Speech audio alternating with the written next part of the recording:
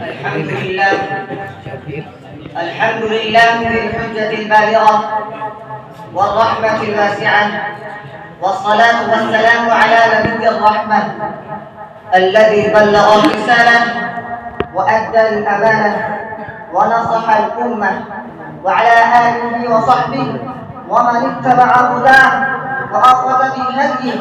أما بعد، فحضرات الأساتذة الأفاضل وإخواني الزملاء، يطيب لي أولا أن أحييكم بتحية الإسلام، وتحية الإسلام السلام. فالسلام عليكم ورحمة الله وبركاته. فقد وقفت بين أيديكم لأتحدث أمامكم الموضوع السيرة النبوية.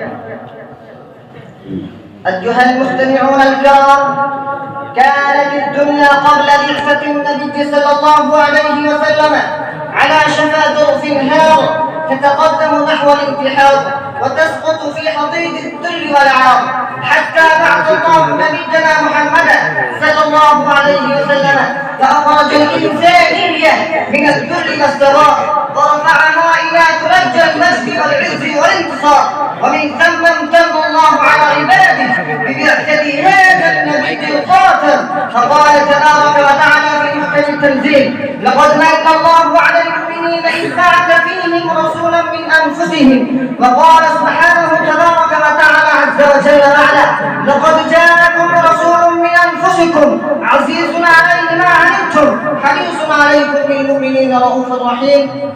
إخوة الإسلام، حقا إنها لنعمة عظمى ومنة كبرى أن بعث الله فينا رسوله محمدا صلى الله عليه وسلم رحمة للعالمين وهدى للمتقين ونورا للحيان والضالين، فأحيا بهذا الرسول قلوبا مجدة، وأسمع به آذانا صما، وأنار به أعينا عميا، وجعل لسانته خاتمة خالدة شملة.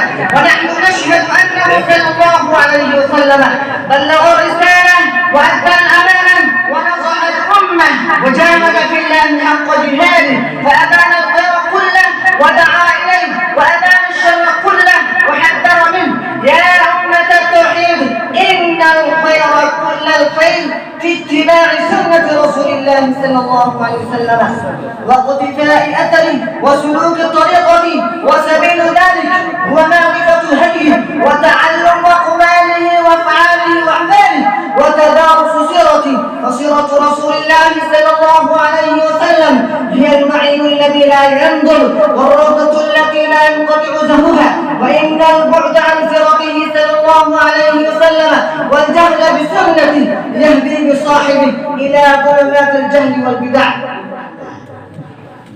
وقد ذم الله الذين جهلوا سيرته، فقال تبارك وتعالى في شأنهم: أن لم يعرفوا رسولهم فهم له منكرون. ومن هنا كان من الواجب علينا نحن المسلمين أن نتعرف على سيرة رسولنا صلى الله عليه وسلم، لتكون لنا منارة على الطريق وهداية على الضوء. وتبدأ سيرته صلى الله عليه وسلم بذكر نسبه الشريف وطيب أصله صلى الله عليه وسلم، فهو صلى الله عليه وسلم محمد بن عبد الله بن عبد المطلب بن هاشم بن عبد مناف بن قصي بن كلاب من ولد إسماعيل عليه السلام.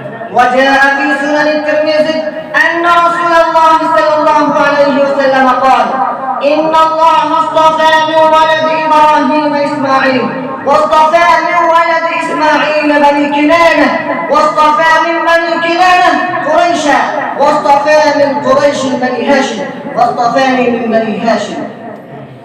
ولهذا قال ابن عباس رضي الله تعالى عنه: ولم يكن بطن من بطون قريش إلا ولرسول الله صلى الله عليه وسلم نسب يتصل بهم، كما روى البيهقي في سننه والطبراني في معجمه أن رسول الله صلى الله عليه وسلم قال: خرجت من نكاح ولم أخرج من سفاح من لدن آدم إلى أن ولدني أبي وأمي، ولم يصبني من سفاح الجاهلية شيء. وفي صحيح البخاري عن أبي هريرة رضي الله تعالى عنه أن رسول الله صلى الله عليه وسلم قال: بعثت من خير قرون بني آدم قرنا فقرنا حتى من القبر الذي كنت فيه.